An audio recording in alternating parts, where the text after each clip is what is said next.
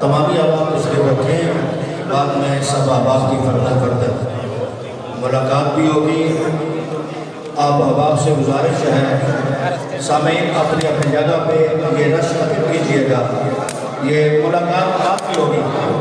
یہ انتظامیہ میں جو احباب ہیں میں گزارش کرتا ہوں اپنی اپنی نشستوں پر بٹھائیں اور بعد میں انشاءاللہ حسین انداز میں میرے اور آپ سب کے مرشد کریم سے مصافحہ بھی ہوگا، ملاقات بھی ہوگی، دعائیں بھی ملیں گی۔ استقبالیہ نعرہ بلند کرے میں حضور شیخ العالم کے لفظ جگر کو ویلکم کرنا چاہتا ہوں۔ نعرہ تکبیر پر ایک ہاتھ اور نعرہ رسالت کا دونوں ہاتھ بلند کر کے اپنی حاضری کا ثبوت دیجیے۔ نعرہ تکبیر، آواز بلند، ہاتھ بلند۔ اللہ جس کا ہاتھ سیدھا ہے وہ سیدھا مدینے کا مسافر بن جائے۔ نعرہ تکبیر، نعرہ رسالت، نعرہ رسالت، نعرہ تحقیق۔ ذرا جھوم کے محبت کے ساتھ ہم جاریار کی نعرہ تحقیق، نعرہ حیدری، نعرہ حیدری۔ سامعین محتشم، ہماری خوش قسمتی ایک مرتبہ پھر ہم پروردہ گوشت ولایت پاسبان امانت حضور شیخ العالم پیر طریقت رہبر شریعت جانشین حضور شیخ العالم حضور قبلہ ڈاکٹر محمد سلطان العارفین صدیقی الازہری مرکزی سجادہ نشین دربار عالیہ نہریہ شریف، ہم جامعہ مسجد میں آپ کو ویلکم اور خوش آمدید بھی پیش کرتے ہیں اور تہہ دل سے مشکور بھی ہیں کہ آپ غریبوں پہ کرم کرنے کے لیے تشریف لائے ہیں۔ انشاءاللہ یہ خالی دامن ابھی بھرپور ہونے والے ہیں۔ آئے تو خالی تھے، جب جائیں گے اللہ کی رحمتوں کے ساتھ لے کے جائیں گے، کیونکہ یک زمانہ صحبت بالیاں بہتر 7 سال تعاق میرے اللہ والے عجیب ہوتے ہیں، حقیقتوں کے نقیب ہوتے ہیں۔ ذکر و فکر کی کثرت سے یہ اپنے رب کے قریب ہوتے ہیں۔ میں دعوت محبت دینے والا جی ماشاءاللہ۔ نعرہ تکبیر، نعرہ رسالت، نعرہ تکبیر، نعرہ رسالت۔ کھڑے ہو کر اپنے اپنی جگہ میں استقبال کیجئے۔ یہ راستہ چھوڑ دیں، راستہ خالی چھوڑ دیں۔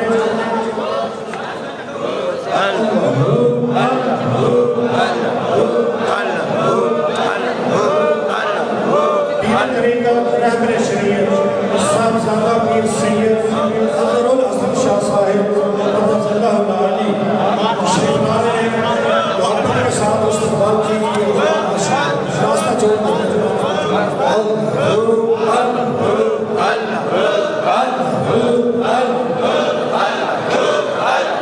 جی سب تشریف رکھیے، تشریف رکھیے۔ عزیزان گرامی، یہ اللہ والے جن کے بارے میں اللہ نے فرمایا رجال اللہ تلہیہم تجارت ولا بیع عن ذکر اللہ واقام الصلاۃ وایتاء الزکوٰۃ۔ یہ اللہ والے جن کے بارے میں اللہ نے فرمایا یا ایھا الذین آمنوا اتقوا اللہ وکونوا مع الصادقین۔ تو عزیزان گرامی تشریف رکھیے، کیونکہ وقت کم ہے، لہذا محبت کے ساتھ ابھی جو ہے خطاب سنانے والا ہے، محبت کے ساتھ آپ سب جو ہے تشریف رکھیں، پیار کے ساتھ محبت کے ساتھ تشریف رکھیں۔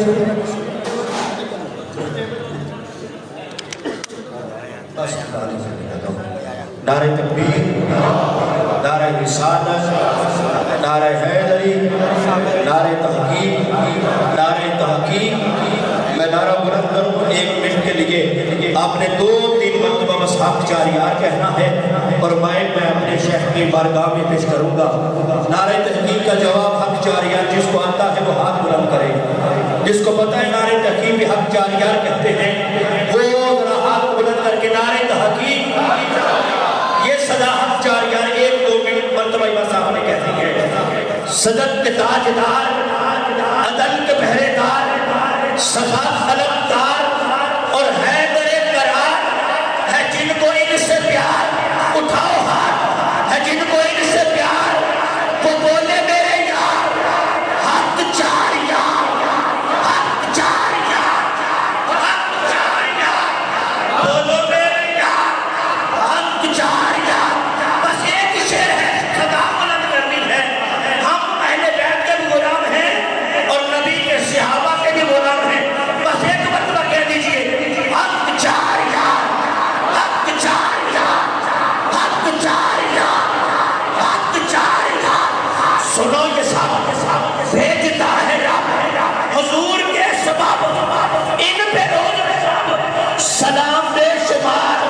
آخری بار بول میرے یار حق چار یار، حق چار یار، حق چار یار، حق چار یار.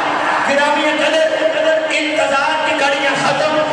حضور شیخ العالم کے مشن کو گلی گلی پہنچانے والے امین شیخ حضور عالم کے انتہائی خوبصورت چہرے کے ساتھ آپ زیارت بھی کر رہے ہیں اور بیان بھی سماعت کرتے ہیں. میری مراد جانشین حضور شیخ العالم پروردہ گوش ولایت حضور قبلہ ڈاکٹر پیر محمد سلطان العارفین صدیقی اللہ ہو، اللہ ہو.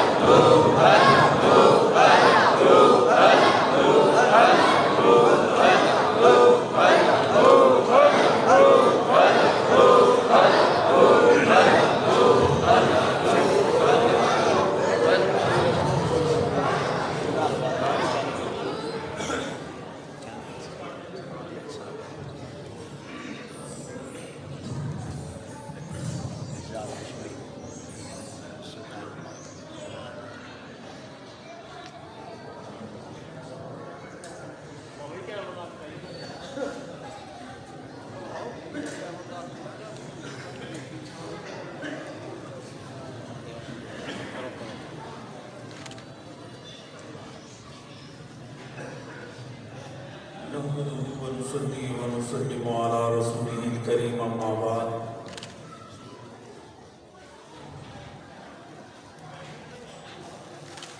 اعوذ باللہ من الشیطان الرجیم بسم اللہ الرحمن الرحیم.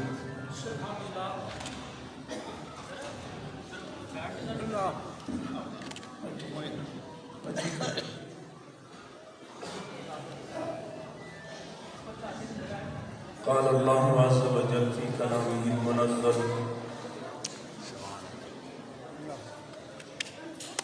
ما آتاکم الرسول فخذوه وما نهاکم عنہ فانتہوا. سبحان اللہ. صدق اللہ العظیم وصدق رسولہ النبی الکریم الامین.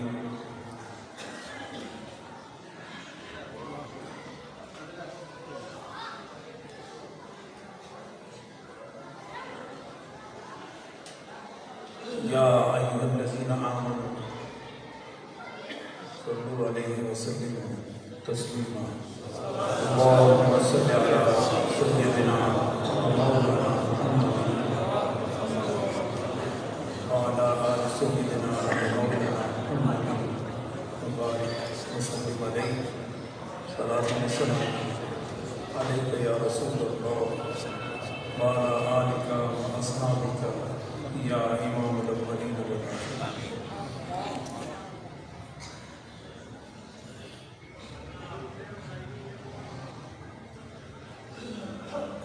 حاضرین و ناظرین گرامی مرتبت،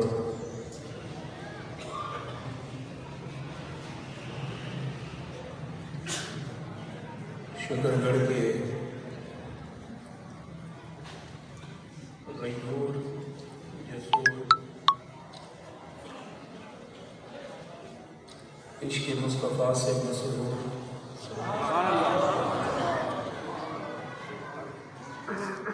با جرت ہو، با محبت ہو، با حقیقت ہو، با وفا ہو، با حیا۔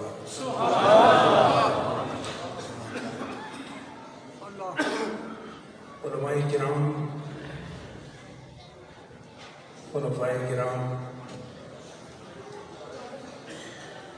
مہمانان ذی الوقار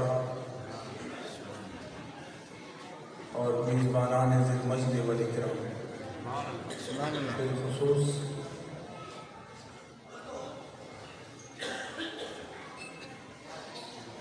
آل رسول،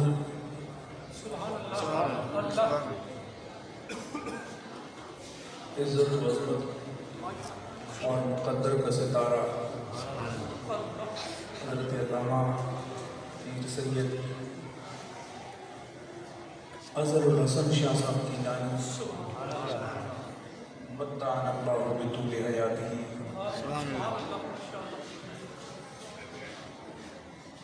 سٹی کے نائب ناظم جناب حافظ رضوان صاحب،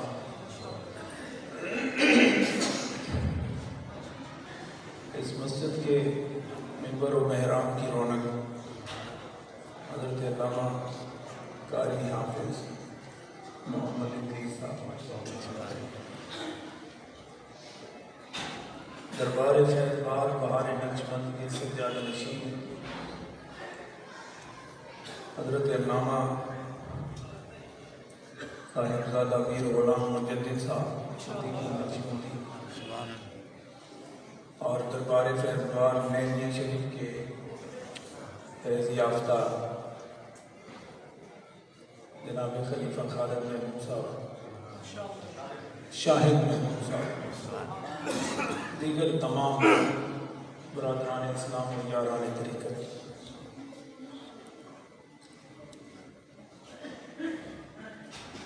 خوبصورت مسجد خوبصورت لوگوں کا پتہ دیتی ہے۔ یہ حسن و جمال، یہ نور و کمال اللہ اور اس کے رسول سے محبت کا خوبصورت نتیجہ ہے۔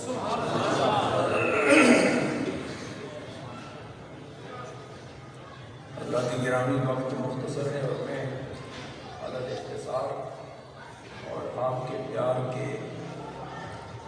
اطار اور احاطے میں رہ کے چند چیزیں آپ کے سامنے رکھنا چاہوں گا۔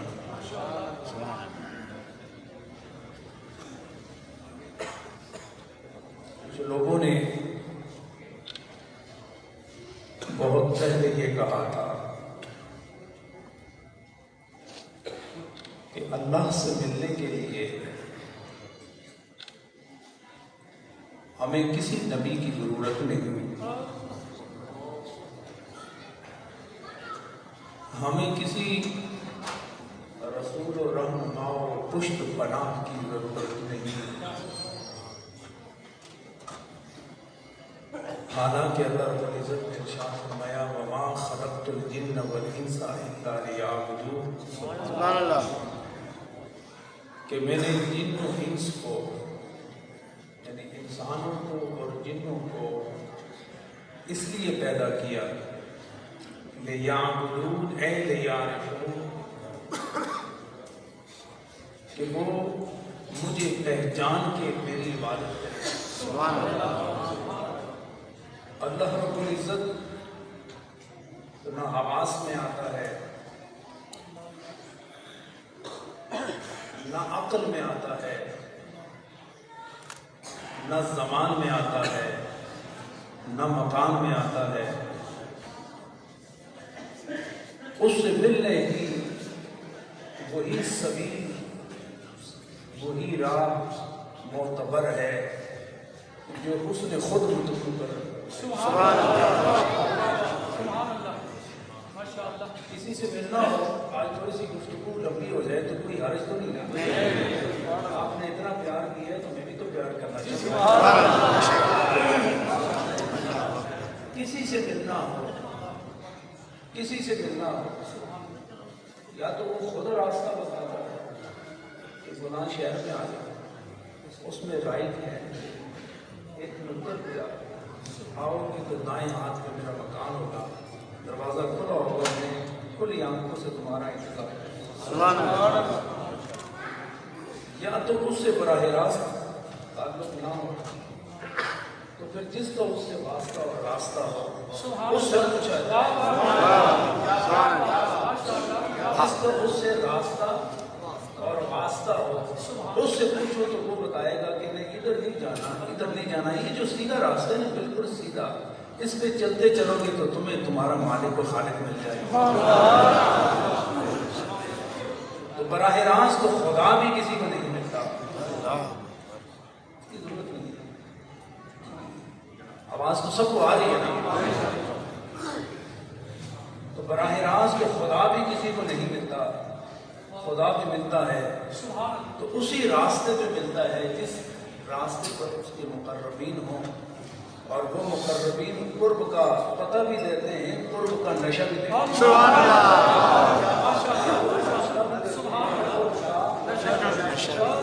کیونکہ اگر قرب اس وقت تک متحقق نہیں ہوتا جب تک قرب کا نشہ نہ ہو۔ یہ نشہ وہی دیتے ہیں جو بار بار آتے جاتے ہیں، نشہ لے کے آتے ہیں اور آنے والوں کو نشہ پلاتے ہیں، یہی وہ راستہ ہے۔ ہم ہی اس پہ جاتے رہے، ہم ہی اس پہ جاتے بھی رہے، آتے بھی رہے ہیں، ہم اس راستے پر آنے والوں کو درمیان میں چھوڑتے نہیں، جو ہمارا بازو پکڑ لے ہم اسے اٹھا کے در خدا کرتے ہیں۔ سبحان اللہ، سبحان اللہ، علماء کرام بہت خوبصورت تعلیم اور بہت خوبصورت تحقیق امت مسلمہ کے سامنے پیش کرتے ہیں کہ یہ جو حواس ہیں، آنکھ سے دیکھنا، کان سے سننا، زبان سے چکھنا، ہاتھ سے مس کرنا، یہ حواس خمسہ کہلاتے ہیں۔ یہ چونکہ لمیٹڈ ہیں، محدود ہیں، کان ایک حد تک آواز کو سن سکتے ہیں، لیکن سنانے والا تھوڑا سا دور ہو جائے تو پھر کان اس کو نہیں سنتا۔ تو زبان جب تک اس پر کوئی چیز نہ رکھی جائے اس کی کھٹاس مٹھاس کا علم نہیں ہوتا، گویا کہ یہ محدود ہے۔ آنکھ ہے، آنکھ بھی محدود ہے۔ آنکھ کس لیے پیدا ہوئی؟ دیکھنے کے لیے پیدا ہوئی۔ تو گویا کہ آنکھ دیکھنے کے لیے ہے، پھر کیا وجہ ہے کہ آنکھ رات کو نہیں دیکھتی؟ آنکھ رات کو نہیں دیکھ سکتی۔ اب اگر آنکھ نے رات کو دیکھنا ہے، دن کو تو دیکھتی ہے، کیوں دیکھتی ہے؟ کہ خارجی نور موجود ہے۔ اسی طرح رات کو خارجی نور موجود ہو تو آنکھ دیکھتی ہے۔ تو معنی یہ نکلا کہ آنکھ ایک حد تک دیکھ سکتی ہے، ایک حد سے زائد نہیں دیکھ سکتی۔ تو گویا آنکھ کو بھی ایک خارجی نور کی ضرورت ہے جس کے ذریعے وہ دیکھ پاتی ہے۔ اسی طرح سارے حواس خمسہ وہ حد میں محدود ہیں اور ان کا کام بھی کسی سبب سے متوقع ہو سکتا ہے، بغیر سبب سے نہیں۔ تو یہ ظاہر سے تعلق رکھتا ہے، کس سے تعلق رکھتا ہے؟ اس بات ذہن میں رکھیں، چونکہ ہم سنیوں کو یہ کہا جاتا ہے کہ یہ کسی خانوں میں رہتے ہیں اور ان کا علم سے کوئی تعلق نہیں۔ ہم کہتے ہیں ایسی بات نہیں ہے، علم بے ادبوں کو نہیں ملتا، با ادب کے لیے اپنا سینہ علم بے ادب کو نہیں ملتا، اور جو با ادب ہوتا ہے علم اس کے گھر میں خود چلا جاتا ہے۔ تو ظاہر کا ادراک حواس خمسہ سے ہوتا ہے۔ اب کچھ ایسے باطنی امور ہیں کہ اس تک حواس ظاہری نہیں پہنچ پاتے، تو اس تک اطلاق کیسے ہو، اس تک رسائی کیسے ہو، اور اس کے متعلق شنوائی کیسے ہو، تو اللہ تعالیٰ نے اس کا بھی بندوبست کر رکھا ہے۔ اور وہ ہے کہ اللہ نے باطن کے ادراک کے لیے اللہ پاک نے عقل کو پیدا کیا۔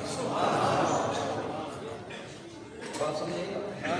تو ظاہر کے اطلاق کے لیے اللہ تعالیٰ نے حواس خمسہ کو پیدا کیا ہے، اور باطن کے اطلاق کے لیے اللہ تعالیٰ نے کس کو پیدا کیا؟ عقل کو پیدا کیا ہے۔ کبھی آپ نے غور کیا ہے کہ عقل کس کو کہتے ہیں؟ کبھی غور کیا عقل کا معنی کیا ہے؟ اہل لغت فرماتے ہیں کہ عقل اقال سے ہے، اقال اس رسی کو کہتے ہیں، اقال اس رسی کو کہتے ہیں. ابھی میں یہ سمجھانا چاہوں گا اور بار بار دوہرا رہا ہوں کہ عقل اقال سے ہے، اس رسی کو کہتے ہیں جو کسی سوٹے کے ساتھ جو زمین میں دھنسا ہوا ہو درخت ہو اس کے ساتھ باندھ دیا جائے اور اس کے ساتھ بے عقل کو اللہ اللہ بے عقل کو اس اقال کے ساتھ کسی کو باندھا جائے تو عقل نہ ہو تو جو چیز باطنی طور پر نقصان دیتی ہے وہ اقال و عقل اس کو اس سے روک کے رکھتی ہے کہ اسے سمجھ نہیں یہ کسی گڑے ہوئے چیز کے نقصان کا باعث نہ. اب آپ غور کریں ظاہر میں اسی کو ہاتھ لگا کر یہ ٹوٹی ہے لکڑ کی بنی ہوئی ہے اور میں نے محسوس کر لیا یہ کام کرتی ہے، لیکن جو باطن سے تعلق رکھتی ہے اور باطن میں خیر کا پہلو بھی ہے اس میں شر کا پہلو بھی ہے تو اللہ نے باطنی امور اور اس کے ادراک کے لیے عقل کو پیدا کیا ہے کہ انسان تیرے ظاہر کو بھی ہم علم سے نوازتے ہیں، تیرے باطن کو بھی ہم علم سے نوازتے ہیں. ظاہری نوازنے کے لیے ہم نے حواس ظاہرہ کو رکھا ہے اور باطنی علوم کی رسائی تک ہم نے تمہیں عقل دے رکھی ہے تاکہ خیر و شر سے تم اپنے آپ کو خیر سے آراستہ کر سکو اور شر سے اپنے آپ کو بچا سکو. اور بتا دیا وَهَدَيْنَاهُ النَّجْدَيْنِ تیرے سامنے ہدایت کے دو راستے رکھ دیے ہیں، ایک خیر والا راستہ ہے ایک شر والا راستہ ہے. جب عقل تیرے درمیان میں ہوگی تو خیر کو اختیار کرے گا اور شر سے بچنے کی کوشش. سبحان اللہ. یہ دو چیزیں ہوگی نا، ظاہر اور باطن. اللہ تعالیٰ نے حواس ظاہرہ عطا فرمائے، یہ نعمت ہے، یہ نعمت ہے. اور باطن کو سمجھنے کے لیے اور اس سے راہ پانے کے لیے اللہ نے عقل عطا فرمائی. تو عقل بھی رحمت و نعمت ہے. تو کیا آپ مزید کسی چیز کی ضرورت ہے؟ دیکھو اب یہ بات میں آپ کو سمجھانا چاہتا ہوں. اگر آپ یہ سمجھ گئے ہم سمجھیں کہ شکر گھر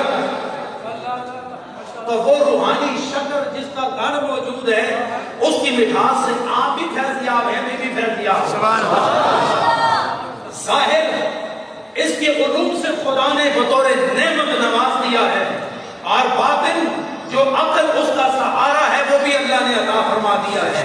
گویا اندر سے بھی بندہ با علم ہو گیا، باہر سے بھی بندہ با علم ہو گیا. لیکن ایک جہاں اور ہے جسے عالم الغیب کہتے ہیں، جس کی خبر نہ ظاہر کو ہو سکتی ہے، جس کی خبر نہ باطن کو ہو سکتی ہے. تو اس سے مطلع کرنے کے لیے اللہ نے انبیاء کا سلسلہ چلا کہ تم حال میں موجود ہو، ماضی سے بے خبر ہو، مستقبل سے بے خبر ہو، خبر سے بے خبر ہو، جنت سے بے خبر ہو، دوزخ سے بے خبر ہو، اپنی حقیقت سے بے خبر ہو، اپنے خالق سے بے خبر ہو، اپنی بنیاد سے بے خبر ہو. تمہیں نہ یمین کا پتہ ہے نہ یسار کا، نہ قدام و خلف کی خبر ہے. تمہیں کسی چیز کی غیب کے حد تک کسی چیز کی خبر نہیں ہے. ہم تمہارے اندر ایک نبی کو پیدا کر دیتے ہیں جو اولین کی خبر رکھتا ہے، جو آخرین کی خبر رکھتا ہے، جو غیب کی خبر رکھتا ہے، جو اپنوں کی خبر رکھتا ہے، جو بیگانوں کی خبر رکھتا ہے، جو شمس و قمر کی خبر رکھتا ہے، جو یمین و یسار کی خبر رکھتا ہے. چھوڑو ساری خلق کو، نبی وہ ہوتا ہے جو خدا کی خبر رکھتا بھی ہے، سارے جہاں پہ خبر پھیلاتا ہے.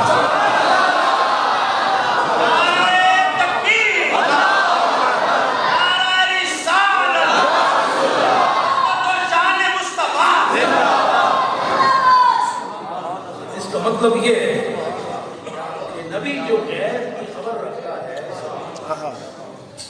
تو خدا نے اپنی نعمت ظاہر کا علم یہ بھی نعمت ہے، باطن کا علم یہ بھی خبر ہے. لیکن خدا جب کسی اپنے خاص بندے کو فضل بناتا ہے، رحمت بناتا ہے تو وہ احسان جتاتے ہوئے فرماتا ہے کہ میں نے تم پر تمام دنیا کی نعمتیں تمام کی ہیں، لیکن سب سے بڑی نعمت تمہیں وہ دے رہا ہوں جو غیب کی خبر تمہیں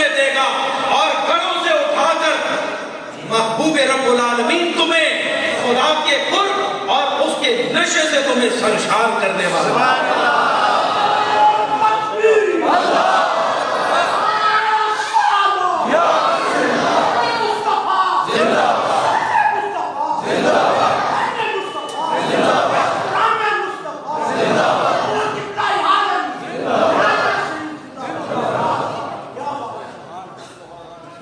वक्त मुख्तसर है और मैं एक बड़ी खूबसूरत बात जो बरतानिया में बड़े बड़े उलमा की मौजूदगी में मैंने की थी, वो आपका ये माहौल देख के ना आप यकीन फरमाएं, ऐसे महसूस होता है, तवज्जो फरमाएं, ऐसा महसूस होता है। अब कौन है जिस तक मेरी आवाज नहीं जा रही? आवाज आ रही है? ये तो सर के कानों तक आ रही है, लेकिन इस वक्त ऐसा महसूस हो रहा है जैसे दिल के तारों को सरकार दो आलम ने अपने हाथों में रखा। अब ये आवाज अगर इस तख्लीक और इसके जरिए हर एक को मेरी आवाज बैक वक्त सुनाई दे रही है, तो वो नबी जो अव्वलीन और आखिरीन की खबर रखता है, तो माना है कि हर एक दिल की रस्सी को हुजूर सल्लल्लाहु अलैहि वसल्लम ने अपने हाथ में रखा हुआ है, और वो बहुत खुश नसीब है तो जिसकी रस्सी ताजदार दो आलम के तो मैं एक निस्बत से आपके सामने एक बात करना चाहता हूं, और ये इल्मी बात आप अपने ज़हन में रखें। वजूद तीन तरह के हैं। वजूद आज तुसी बोल सो तो मैं बोला, अगर ना तकरीर तो खामोश रहने को कहते हैं।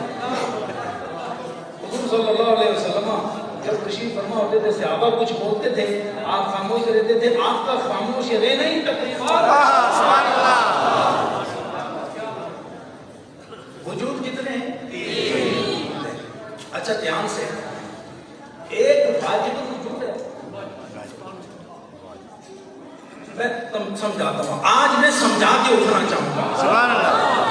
जब तक आप समझेंगे नहीं, उठने में भी नहीं दूंगा। एक वाजिबुल वजूद है, एक मुमकिनुल वजूद है, और एक मुमकिनुल वजूद। अब मैं आपको समझाता हूं कि ये वजूद किस तरह के हैं, और इसको ज़हन में रख के फिर समझे कि हुजूर सल्लल्लाहु अलैहि वसल्लम को अल्लाह ने कितना बड़ा मकाम अता किया। सुभान अल्लाह। वाजिब का मतलब है जरूरी। वाजिब का मतलब क्या है? जरूरी। मुमकिन का मतलब क्या है? एक हद तक उसका पाया जाना और एक हद तक उसका ना पाया जाना। जब ये दोनों बराबर हो, ये देखिए मेरे हाथ की तरफ, जब दोनों बराबर हो, यानी पाया जाना और ना पाया जाना दोनों बराबर हो, उसको मुमकिन है।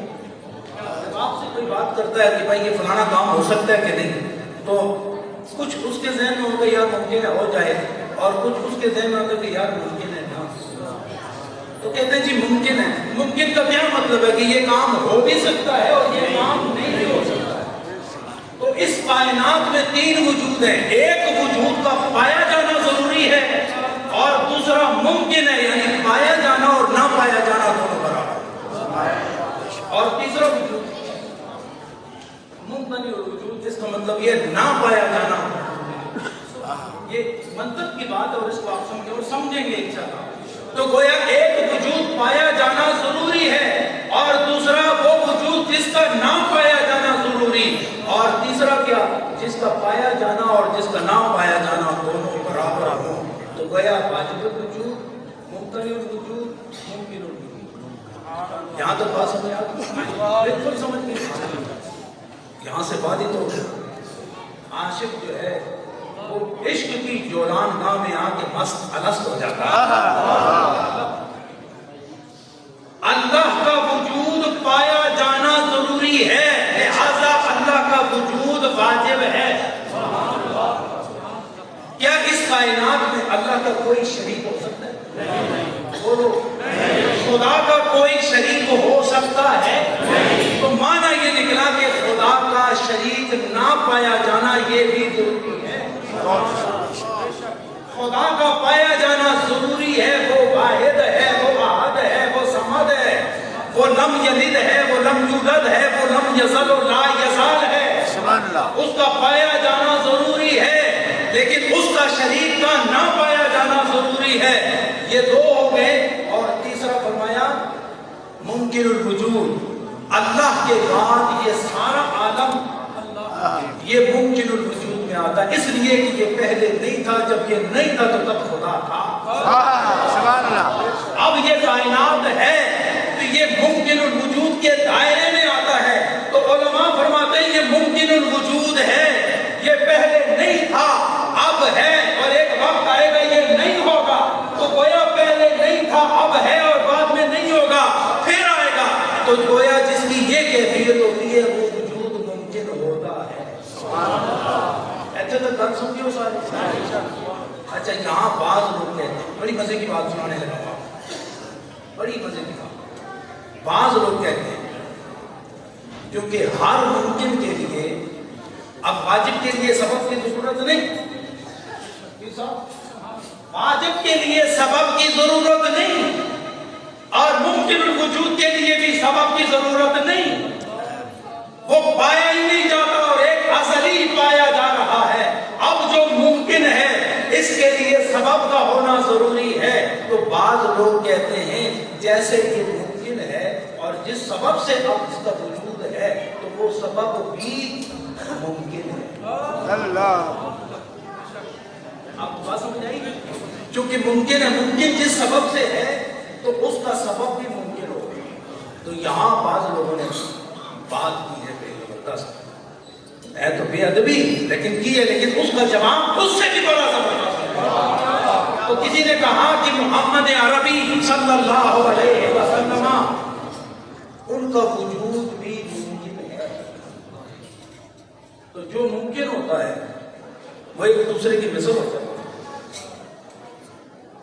جو ممکن ہوتا ہے۔ یہ بات سمجھنے بڑی گہری وزنی بات ہے، لیکن اس کو سمجھے اور پھر اس کو ہضم کریں اور سنیو، اپنے عقیدے پر ناز کرو، ناز کرو اپنے عقیدے پر کہ جو اس عقیدے کا حامل ہوتا ہے وہ جیتے جی بھی خدا کا محبوب ہوتا ہے، مرتے ہوئے بھی، دوبارہ اٹھتے ہوئے بھی خدا کا محبوب ہوتا ہے۔ تو کہتے ہیں محمد عربی کیونکہ ان کا وجود بھی ممکن ہے، لہذا جب ممکن ہو تو دو وجود ایک دوسرے کی مثل ہوتے ہیں، لہذا ہم یہ کہنے میں حق بجانب ہیں کہ حضور صلی اللہ علیہ وسلم ہماری طرح ہیں اور ہم حضور کی طرح ہیں۔ اس کو کیا جواب ہے؟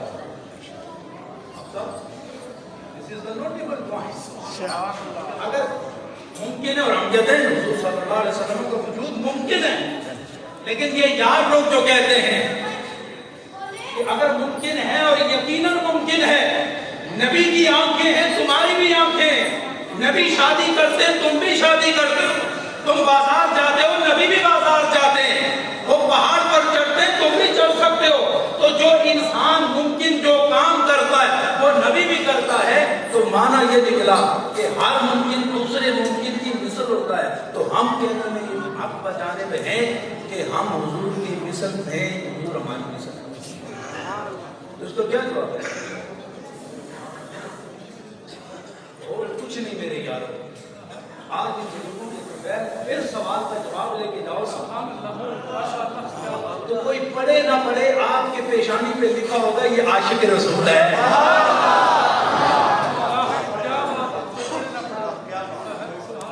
حضرات گرامی ان کو جواب دیے گئے کہ بھائی دیکھو حضور کی آنکھ تو عرش تک دیکھتی ہے، تمہاری آنکھ دیکھ سکتی ہے؟ حضور تو غیب کی آواز سنتے ہیں، تم سن سکتے ہو؟ حضور کی آواز عرش و فرش تک جاتی ہے، یمین و یسار کو سنائی دیتی ہے، کیا تمہاری آواز سنائی دے سکتی ہے؟ یہاں وہ پابند ہو گئے کہ ٹھیک ہے جی ہماری آنکھ نبی کی آنکھ جیسی نہیں، ہماری زبان نبی کی زبان جیسی نہیں، ہمارا وجود نبی کے وجود جیسا نہیں، ہم نبی جیسے نہیں، نبی ہمارے جیسے نہیں، اس لیے کہ ہم ہاتھ میں ہیں اور حضور کا وجود ہاتھ و بے ہاتھ میں یکساں کام کرتا ہے۔ لیکن پھر وہ سوال اٹھاتے ہیں کہ جس ذرا خیال نہ چھوڑے، بڑی محبت نہ، آج جس سبب سے ہم ممکن ہیں. دیکھو بار بار جیسے وہ کلاس میں ٹیچر بار بار سبق دہراتا ہے نا، ایسے ہی میں سبق دہرا رہا ہوں اور یہ بزرگ یہاں پر بیٹھے ہیں، یہ تصدیق فرماتے جا رہے ہیں. جس سبب سے ممکن ہے تو اسی سبب سے حضور صلی اللہ علیہ وسلم کا وجود بھی ممکن ہے. لہذا ثابت ہوا کہ ہم وجود میں تو ان کی مثل نہیں، لیکن جس سبب سے یہ ساری کائنات موجود ہے اسی سبب سے حضور بھی موجود ہے. لہذا یہاں اگر مثلیت ممکن نہیں تو سبب میں ہم حضور صلی اللہ علیہ وسلم کی مثل ہے. پھر اس کا کیا جواب؟ اس کا کیا جواب؟ تو اس کا جواب عام بندہ نہیں دے سکتا. اس کا جواب وہی دیتا ہے جس کو ان کی خبر ہو، جو باخبر ہو، جو با علم ہو، جو معرفت کا جام پی چکا ہو، وہی خبر دیتا ہے. اب یہاں بھی وہ خبر دے رہے ہیں کہ ہم اہل سنت و جماعت کا یہ عقیدہ ہے کہ ممکن الوجود میں نبی کی مثل نہیں ہے، اور ممکن الوجود جس سبب سے ممکن ہے اس سبب میں بھی نبی بے مثل ہے. اس لیے وہ یہ کہتے ہیں کہ اگر تم بھی اسی سبب سے ہوتے جس سے نبی اس سبب سے ہوتے تو نبی تو آسمانوں کو چیرتا ہوا سدرۃ المنتہا تک گیا، وہاں سے آگے گیا، وہاں سے آگے گیا، 7 آسمانوں کو چیر کے گیا، شمس و قمر کو عبور کر کے گیا، عالم شمس جہاں سے باہر نکلا اور اس مقام پر پہنچا کہ جس کو نہ مکان کہا جا سکتا ہے نہ مقام کہا جا سکتا ہے. لا مکان تک میرا نبی پہنچ گیا. تو اس سے ثابت ہوا کہ اگر نبی گیا ہے تو وہ جس سبب سے ممکن ہے وہ بے مثل ہے. اگر بے مثل نہ ہوتا تو تم بھی جا سکتے، نہیں گئے تو ثابت ہوا کہ نبی اس سبب میں بے مثل و بے مثال ہے. اس کیفیت کو دیکھتے ہوئے حضرت خواجہ مجدد الفسانی رضی اللہ تعالیٰ عنہ فرماتے ہیں کہ میں نے عرش و فرش کو دیکھا، تخت و بخت کو دیکھا، راج و تاج کو دیکھا. خدا کی قسم در عالم امکان مثل متصور نیست. ہم ممکن کی بات کرتے ہو، سبب کی بات کرتے ہو، اور میں یہ جانتا ہوں کہ عرش و فرش کو جان چکا ہوں. میرا نبی اس کی مثل اس پورے جہاں میں اس کا تصور بھی ممکن نہیں.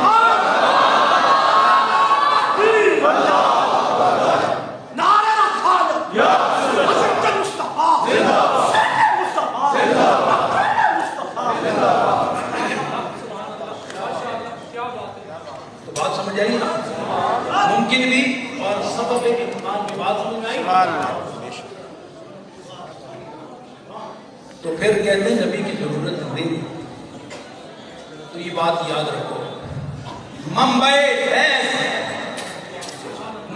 فیض جہاں سے فیض نکلتا ہے وہ اللہ کی ذات. کس کی ذات ہے؟ اللہ کی ذات ہے. یہ محتاج ہے، یہ فیض پانے والے اکتساب اور فیض پانے کے لیے اللہ نے اس کا وجود بنایا ہے. ایک واجب الوجود ہے اور دوسرا ممکن الوجود ہے. نہ ادھر یہ جا سکتا ہے نہ اور یہاں تقسیم کرنے والا، وہاں سے عطائیں دینے والا اور یہاں عطائیں کرنے والا. اس لیے میرے نبی نے ارشاد فرمایا انما انا قاسم واللہ یعطی.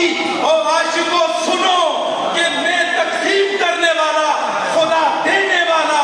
تو معنی یہ نکلا کہ خدا دنیا دیتا ہے تو میں دنیا دیتا ہوں، خدا آخرت دیتا ہے تو میں آخرت دیتا ہوں. اب مانگنے والے آؤ، خدا دیتا جا رہا ہے اور میں تقسیم کر رہا ہوں.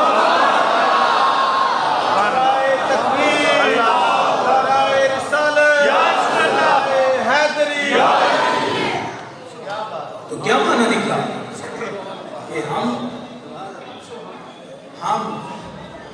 اگر نبی خدا سے بے خبر نہیں اور مخلوق سے بے خبر نہیں تو عاشق مصطفیٰ سے بے خبر کیسے؟ عاشق مومن و مسلم عاشق یہ نبی سے بے خبر کیسے رہ سکتا ہے؟ اور حضرت سیدنا صدیق اکبر سے کسی نے پوچھا کہ آپ کو مصطفیٰ سے زیادہ پیار ہے یا خدا سے زیادہ پیار ہے؟ کس نے پوچھا؟ جو میرے رسول سے بے فیض ہے نا وہی ابو بکر سے نفرت کرتے ہیں، اور جو در رسول سے فیض یاب ہیں انہی کے دل حضرت ابو بکر کی خوشبو سے آباد ہیں۔ حضرت ابو بکر رضی اللہ تعالیٰ عنہ سے کسی نے پوچھا بتائیں آپ کو اللہ سے زیادہ محبت ہے یا رسول اللہ سے زیادہ محبت؟ تو آپ نے آپ سے بڑھ کر توحید جاننے والا کون؟ آپ سے بڑھ کر محبت کا پیمانہ تبریز رکھنے والا کون ہو سکتا ہے؟ حضور کی امت میں وہ پہلا مسلمان، وہ پہلا عاشق جس نے اسلام کو قبول کر کے مسلمانوں کے لیے دروازہ کھولا، وہ کوئی اور نہیں سیدنا صدیق اکبر رضی اللہ تعالیٰ عنہ۔ ان سے جب کسی نے پوچھا کہ بتاؤ خدا سے زیادہ پیار ہے یا مصطفیٰ سے زیادہ پیار ہے، بے دھڑک انہوں نے کہا کہ مجھے مصطفیٰ سے زیادہ پیار ہے، اس لیے کہ اگر یہ نہ ہوتے تو خدا کا پیار نصیب نہیں ہونا تھا، ان کا پیار نصیب ہوا ہے، تو اس پیار سے خدا کا پیار بھی ملا ہے اور خدا کا در بھی ملا ہے۔